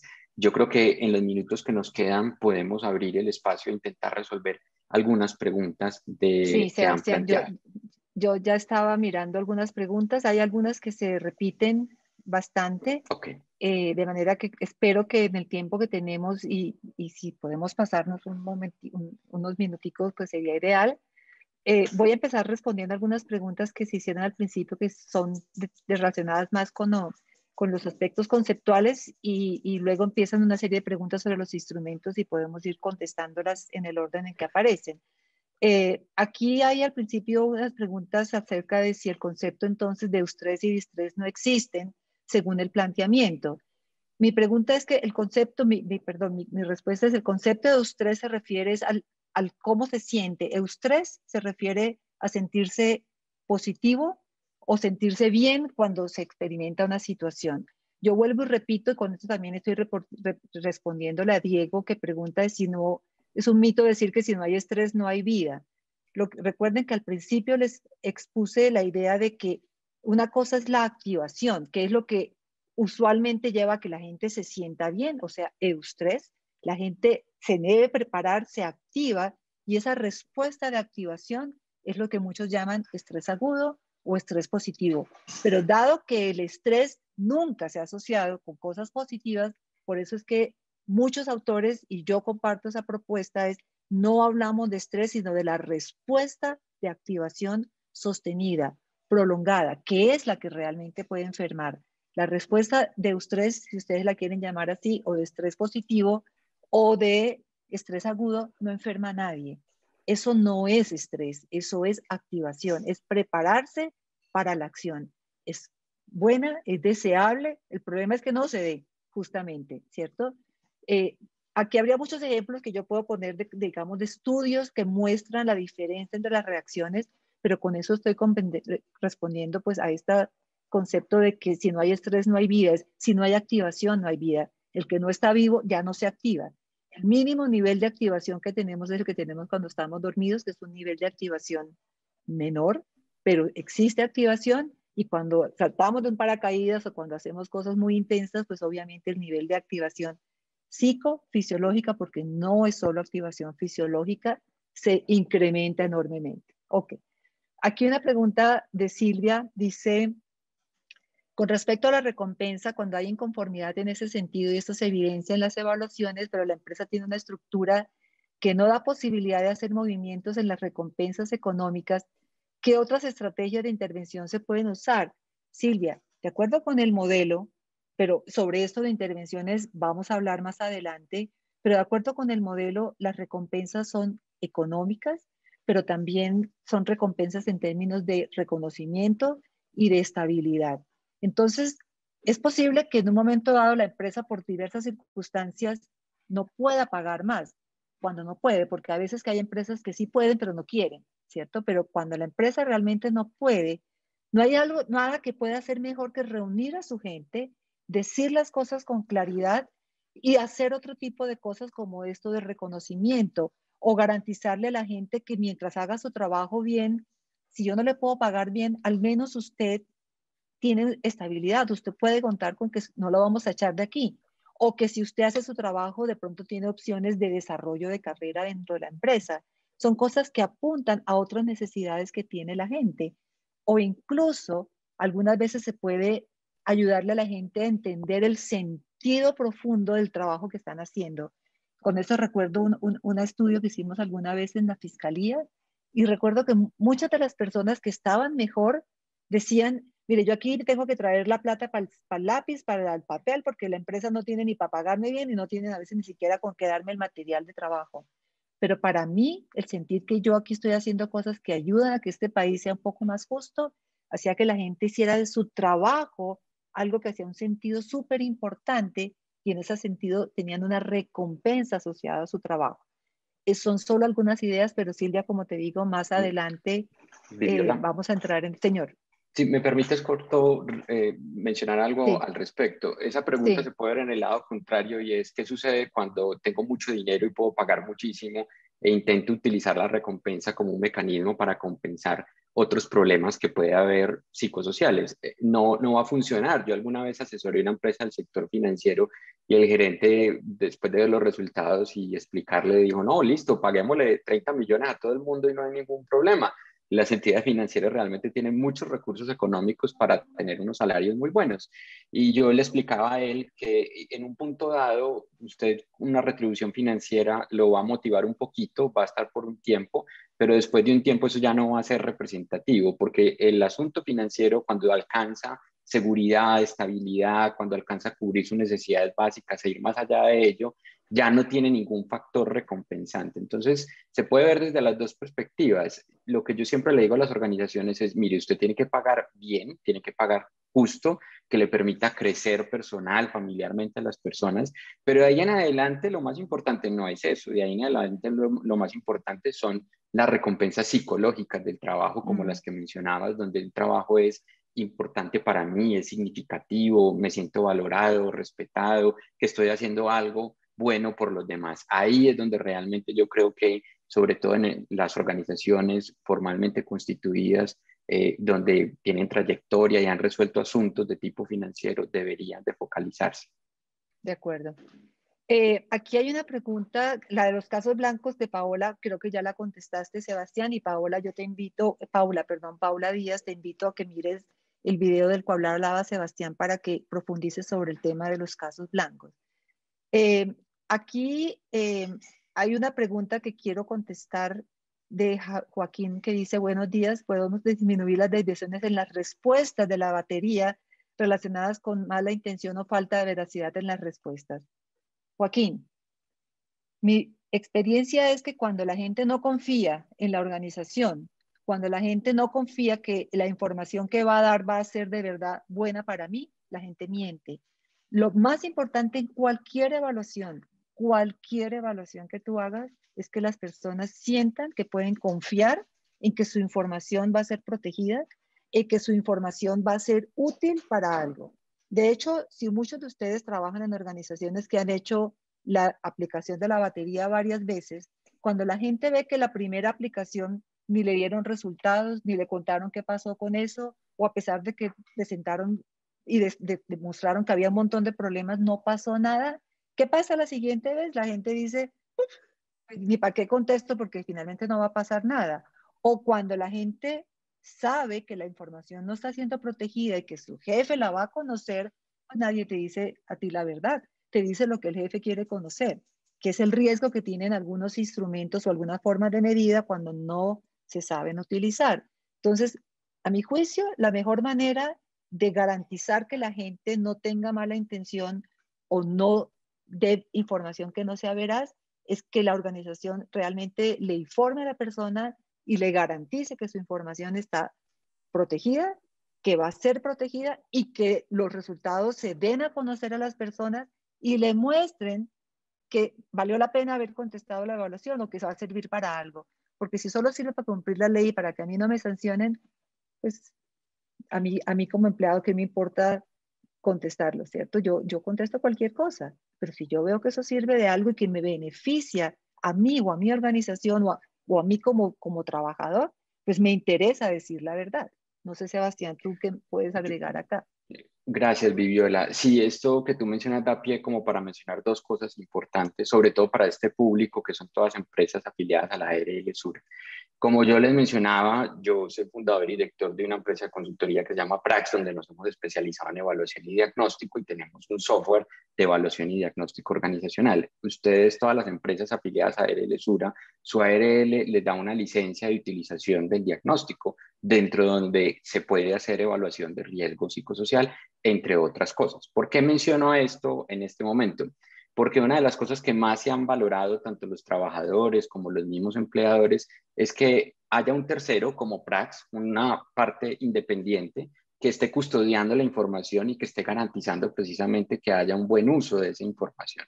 Entonces, todas las empresas que quisieran hacer diagnóstico de riesgo psicosocial afiliadas a RL Sura, ahí tienen el sistema de información, pueden ir a nuestra página web, así no le pido el favor, les pongamos en el chat el enlace a todos y pueden tener la tranquilidad de que con ese sistema hay una administración centralizada de un tercero independiente que no va a revelar datos particulares ni individuales, por un lado porque no está bien y por el otro lado porque de hecho están protegidos por ley. Y eso conecta también perfecto con otro mensaje que creo que va a dar respuesta a muchas de las preguntas que están haciendo allí, y es, bueno, ¿y cómo hacemos para medir? Y si quisiéramos medir más allá entonces de lo que hay en la batería del ministerio, estamos trabajando para liberar, esperamos antes de que termine este ciclo, una evaluación de estresores laborales que utiliza el instrumento principalmente el JCQ, del modelo de demanda, control, apoyo social, y el instrumento ERI del modelo de desequilibrio, esfuerzo, recompensa. Esos instrumentos son instrumentos que hay autorización por parte de los autores, se le otorgó a la doctora Viviola para utilizarlos en Colombia, pero esos son instrumentos que no se venden, esos no son instrumentos comercializables, son instrumentos que se podrían utilizar a través del sistema y que ustedes como empresas afiliadas a Lesura potencialmente podrían hacerlo. Ahora, lo que tienen que tener ahí presente es que esos instrumentos y esa evaluación que queremos liberar dentro del sistema no va a ser con fines de cumplir requerimientos normativos, es decir, eso no le va a ser de utilidad para usted presentarlo ante una auditoría o ante una inspección del Ministerio de Trabajo, porque en Colombia ya sabemos que hay una regulación específica y que parte de lo que dice es que hay que evaluar con la batería del Ministerio. Pero si usted quiere hacer evaluaciones complementarias, quiere ir más allá, quiere tener más datos, quiere valorar indicadores de los que les hemos compartido, con esa evaluación usted lo va a poder hacer. De hecho, en el Sí. formulario de resistencia que tenemos el día de hoy, pusimos una pregunta si a usted le interesaría, al margen de que esto no le va a ser de utilidad para cumplir el requerimiento normativo, utilizar una evaluación como esta. Es muy bueno que nos comparta su apreciación porque nos puede dar muchas luces sobre si esto pues realmente sí le va a agregar valor a las necesidades que ustedes tienen como empresas. Señora. Hay varias personas que están preguntando sobre si, em, primero, si la evaluación la tiene que hacer un psicólogo.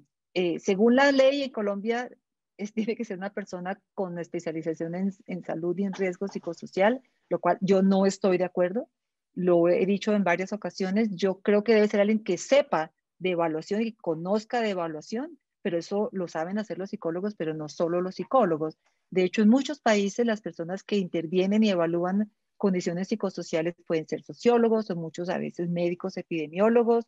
De hecho, las personas que hasta ahora ustedes han oído en este ciclo de conferencias no son psicólogos de formación original, pero ellos se han capacitado para poder hacer muchas de estas cosas. Eso por un lado. Por el otro lado, con respecto a lo que dice Sebastián, eh, nosotros estamos tratando de ofrecer unas formas de alternativas de evaluación a la batería del ministerio, la cual, a juicio mío, tiene montones de problemas. Uno de ellos es el que no se los dejen aplicar de manera virtual. Varias personas preguntan si hay alguna evidencia científica que permita o que diga que los resultados son distintos, y la respuesta es no, no existe ninguna evidencia en ningún instrumento de que contestarlo en papel o contestarlo de manera virtual haga alguna diferencia. Eso por un lado. Pero tiene otro tipo de dificultades de las cuales no es el caso hablar acá. Pero nosotros elaboramos, como les dijo Sebastián, una batería que se aplicó a través de Prax durante mucho tiempo porque se validó en Colombia y porque cumplía con las normas o con las exigencias de la ley. Y sin embargo, dado que hay mucha gente haciendo locuras, evaluando con cosas que no son, pero ofreciendo servicios que no son, el ministerio decidió bloquear y decir que la única batería que se puede utilizar es la del ministerio. Nosotros hemos demandado, incluso le pusimos una tutela al ministerio que perdimos, porque pensamos que esto o sea, esto no tiene ningún sentido. De manera que, por eso, hacer otras cosas alternativas las pueden hacer porque quieren, porque les interesa realmente el tema, pero como dijo Sebastián, no estarían cumpliendo con la norma estrictamente, porque para ellos hay que hacer la aplicación al menos del cuestionario, no de la batería, sino de aplicar el cuestionario del ministerio, porque lo demás no es obligatorio. solamente el cuestionario es lo que es obligatorio, hasta donde yo lo entiendo, Sebastián. ¿Sí? Sí, Y lo aquí otra último, perdóname, persona. Sí. ya que estoy hablando de la batería, es que están preguntando, varias personas preguntaron si sabemos si hay alguna actualización de la batería. No lo han hecho y están en mora de hacerlo. En mora están de hacer una actualización, de recolectar datos. Mi pelea ha sido, el ministerio debería tener una forma de recolectar en una base de datos nacional los datos de todas las empresas. Eso nos permitiría tener datos nacionales con los cuales comparar ocupaciones, género, tomar decisiones nacionales. ¿Por qué no lo han hecho? No lo sé, pero creo que es importante y la batería requiere una revisión, pero para hacer esa revisión requeriría de datos de muchísimas empresas que no tienen. Entonces, la verdad no sé muy bien cómo tendría que ser una recogida de datos nueva, porque todos los datos que se han recogido hasta ahora pues no servirían para hacer esa revisión. Sigue, Sebastián. Unas respuestas rápidas a unas preguntas muy cortas que hay acá. Aquí nos dicen, la evaluación de Praxo es reconocida por el ministerio no reconoce o sí reconoce instituciones, ni instrumentos, ni nada de eso por el estilo. Eso creemos sale de su competencia. Lo que sí les puedo decir es que dentro de Prax, al margen de esta nueva evaluación que vamos a sacar, está la evaluación de riesgo psicosocial con la batería del ministerio, la cual está alineada con todos los requerimientos normativos. Usted tiene que disponer un psicólogo especialista en seguridad y salud en el trabajo, tiene que hacerlo en papel, en fin, con todo lo que la norma dice hoy que se debe hacer. Y alternativo, esperamos antes de que termine este ciclo, esperamos liberar una evaluación adicional complementaria a todo lo que tiene que ver con la evaluación que hace la batería del ministerio y que no tiene fines de cubrir requerimientos normativos.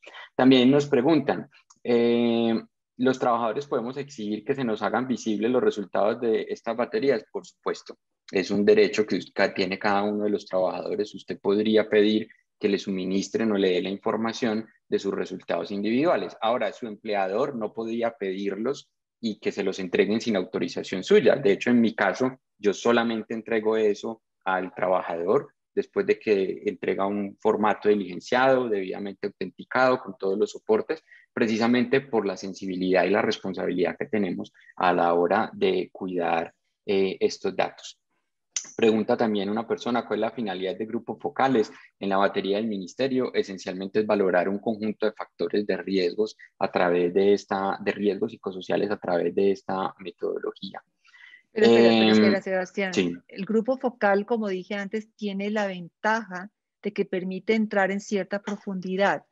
Pero lo ideal de hacer un grupo focal sería haber hecho primero el cuestionario y luego con el grupo focal poder entrar en detalle con las personas sobre aspectos más detallados del asunto que la batería no ofrece, ¿cierto? O incluso si tú tienes la indicación o has detectado que en cierta área, en cierto grupo, ahí las personas se están quejando porque tienen demasiadas demandas o porque tienen falta de control. Una manera de definir cómo se puede hacer la intervención es a través de un grupo focal. Creo que Laura Punet nos va a hablar sobre esto, de cómo utilizar los grupos focales en acción participativa, que es tú preguntas con las personas, plantean hipótesis con las personas, se plantean ideas de intervención que luego se pueden evaluar con el mismo grupo. Pero los grupos focales tienen una función importantísima, sobre todo para profundizar, plantear intervenciones y evaluar intervenciones. Cuando se utilizan, Sebastián, únicamente para hacer evaluación de riesgo, las personas allí están identificadas y la gente no te va a decir nada si no hay todo un trabajo previo. Ok. De acuerdo. Yo creo que acá encontré una pregunta, me parece muy interesante. No sé si tú tienes otras allí. Yo creo que nos da el tiempo para resolver una más y ya respetando pues como el tiempo de cada uno de ustedes, que ya son las 2:35. Aquí hay una pregunta buenísima de Marta Canacuán que dice que si los trabajadores podemos exigir que se nos hagan visibles los resultados de esta batería. Yo no sé si por ley, yo creo que por respeto sí. Debería ser, si a nosotros nos evalúan, pues deberíamos poder conocer los resultados de ello, pero yo no conozco los detalles de la ley en esto, Sebastián. ¿En alguna parte dice algo? Sí, era lo que mencionaba ahora, sí, por supuesto. Hay el derecho a poder ver los resultados. Nadie te puede decir que no, ¿sí? deberías de poderlos ver si los quieres ver. Lo que uno tiene que cuidar es no entregárselos a nadie que no los pueda ver, ¿no? Porque ese es un No, pero dato realmente espérate, del no, pero trabajador. ahí tú te refieres a los resultados individuales, pero ¿Sí? dado que los resultados individuales no me dicen mucho, los resultados que más importan son los resultados de la organización. Por Ah, ok. ejemplo, donde yo trabajo en la Universidad de los Andes y la universidad se hizo hace un tiempo la evaluación y hicieron todo un anuncio y toda la cosa y después silencio absoluto. Nunca se dijo el resultado de la evaluación es esto.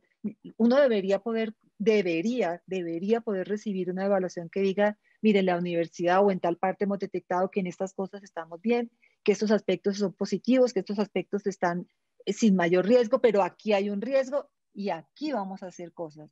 Por eso les decía yo al principio, si la organización hace eso, se compromete, tiene que comprometerse a hacer algo con esos resultados. Yo creo que muchas organizaciones no lo hacen porque no quieren hacer nada con eso. Ujú. Se ahorran el trabajo, se dedican a hacer intervenciones individuales con los casos blancos que detectan y eso lo que genera es miedo, eso lo que genera es desconfianza. La próxima vez nadie cree, la próxima vez la gente no quiere conocer. Entonces, yo sí creo Sí. que ahí hay falta de educación, de que las organizaciones entiendan que esto no es solo para cumplir una ley, que esto les conviene desde muchos puntos de vista de su propio funcionamiento, de su propia economía. Están llevando una ventaja si hacen la evaluación y se la toman en serio. De lo Ujú. contrario, no pueden esperar que la gente se la tome en serio. Ujú. Legalmente, a nivel normativo, no están obligadas las empresas, pero efectivamente coincido con tu apreciación, es una recomendación técnica, además de eso, porque las evaluaciones son formas también de establecer diálogos y comunicaciones entre trabajadores y empleadores. Entonces, ¿qué sucede cuando un trabajador dispone 2 horas para contestar una encuesta y no ve que nada suceda con relación a eso, ni siquiera entender qué fue lo que salió? Lo que estamos haciendo es que estamos ahí, no estamos reforzando la conducta, que precisamente esa persona participe, sea honesta y reporte como lo que está pensando frente a lo que se le está preguntando. Entonces, de hecho, en los protocolos y en la metodología de trabajo que nosotros tenemos dentro del sistema, damos unos mensajes que están elaborados específicamente para que la empresa comunique los resultados y los trabajadores sepan qué es lo que sucede. No están obligados normativamente, pero sí es necesario técnicamente hacerlo.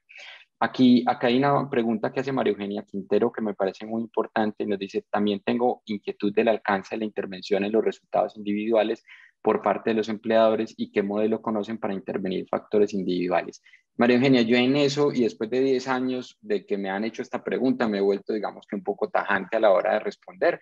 Y el sentido es que no hay nada que intervenir desde lo individual, porque el factor de riesgo no se interviene en lo individual. Eso no es relevante, no es importante para controlar el factor de riesgo. Ahora bien, si usted hace una evaluación de riesgo psicosocial con el fin de hacer vigilancia epidemiológica en salud, está utilizando el mecanismo de medición equivocado porque no está constituido, diseñado precisamente para hacer ese tipo de cosas. Si en proceso de medición usted detecta que hay alguien que está muy estresado, está muy enfermo, yo lo que siempre recomiendo es hay que remitir a un profesional de la salud que ayude al proceso de recuperación de ese trabajador. Y la empresa tiene que evaluar y determinar si esa enfermedad y esa afectación en la salud de la persona fue generada por condiciones laborales y ahí tiene una obligación ética, moral y legal de cambiar esas condiciones laborales, no solamente para ese individuo, sino para todos los trabajadores que estén expuestos a esas condiciones. Pero ahí es Claro, pero Sebastián, fundamental. fíjate que si, perdóname, te interrumpo ahí, que si la empresa tuviera un programa de vigilancia epidemiológica, no tiene que ir después de que la persona está enferma a evaluar esas condiciones. Si las está evaluando de manera regular y aquí alguien pregunta cada cuánto, es más o menos cada año, cada 2 años, depende de los resultados mismos y depende de la cantidad de problemas de salud que tengan, ¿cierto? Pero si se están haciendo evaluaciones regulares, si alguien aparece enfermo, yo puedo ir, entrar a mirar el área de esa persona y poder decir, mire, aquí no hay problema de manera general, aquí no hay una persona, no hay personas en riesgo, no hay grupos de personas expuestos, de manera que se puede entrar ya a mirar el caso de la persona, pero eso se debería mandar a otra persona de salud. Eso no es responsabilidad de la empresa entrar a hacer intervención individual. Y créanme que mucha gente no les contesta la verdad porque tienen miedo, pavor de ser identificado como yo soy el que estoy enfermo porque me van a echar. Eso no se debe hacer porque produce desconfianza, produce miedo a las personas. Lo que es responsabilidad de ustedes, las organizaciones, es asegurarse que las condiciones de trabajo psicosociales de la gente que trabaja con ustedes son buenas para que nadie llegue a tener problemas por la organización. Y si los tiene, pues puede ser por sus condiciones de la pandemia, familiares, lo que sea, pero es más fácil de demostrar que no es la organización cuando se están haciendo evaluaciones e intervenciones preventivas y no curativas cuando ya para qué. Perdona, Sebastián, hay la Sí. interrupción. No, no, te agradezco. Yo complementaría compartiéndoles que tienen que tener mucha precaución porque hacer esas intervenciones a nivel individual, fuera de que no sirven porque no van a resolver ningún problema, fuera de que culpabilizan al trabajador, ¿no? Porque es como decirle al trabajador, mire, ¿sabe qué? Usted está estresado por unas condiciones que estoy disponiendo yo, pero es su culpa que usted no las esté manejando adecuadamente, ¿no? Entonces, crea un problema adicional y fuera de que todo eso sucede, pues genera en la organización como un efecto psicológico de tranquilidad porque, pues madre, hay un problema y estoy haciendo algo, así ese algo que estoy haciendo no me va a servir para resolver el problema. Entonces, en ese sentido, y como les digo, en esto yo me he vuelto muy claro a la hora de decirlo, vea, PNL, coaching, talleres de una cosa, de la otra, las cosas dirigidas al individuo, pensando que tengo que modificar algo en el individuo, no son lo que lo resuelve, a no ser que estemos hablando de que hay problemas de riesgo psicosocial asociados al liderazgo, porque los líderes tienen una influencia muy importante. El líder en el fondo es una fuente de organización del trabajo. Claro. Entonces, si efectivamente el líder tiene una deficiencia en conocimiento y habilidades en organización del trabajo saludable, porque puede ser un líder muy eficiente, puede ser un líder que garantice todos los resultados, pero no sepa llegar a esos resultados de forma saludable, ahí sí tengo que trabajar con el individuo, pero no por el individuo en sí mismo, sino porque la falta de conocimiento de ese individuo para organizar el trabajo de los demás no es la apropiada. Pero ahí es Sí. algo que yo insisto, insisto, insisto y le pido el favor a los colegas psicólogos, tenemos que dejar de psicologizar el fenómeno del estrés laboral. El fenómeno del estrés laboral es causado por problemas de organización del trabajo esencialmente. Viviola, quiero hacerte a Bueno, ti y a todos una propuesta y es que como veo tantas preguntas y ya nos extendimos mucho, queda este video, esta conferencia queda grabada en YouTube y YouTube tiene la opción de comentarios. Yo les invitaría a cualquier pregunta que no hayamos resuelto, háganlo ahora en la tarde que liberemos el perfecto. video en la sección de comentarios y nos comprometemos a darle una mirada e intentar resolver los comentarios que se han planteado allí para ser respetuosos del tiempo de todos y ya es hora de almuerzo Sí. con mayor Y razón todavía. una propaganda antes de que se vayan. A partir de la próxima semana vamos a estar hablando de recursos para la evaluación, recursos para la intervención.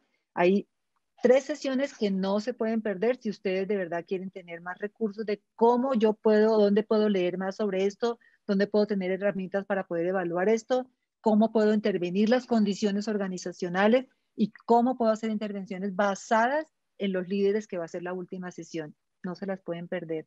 Gracias a todos. Muchas gracias, Viviola, a ti también y a todos por su asistencia. Nos vemos el próximo viernes en la siguiente sesión. Un abrazo y un feliz día para todos.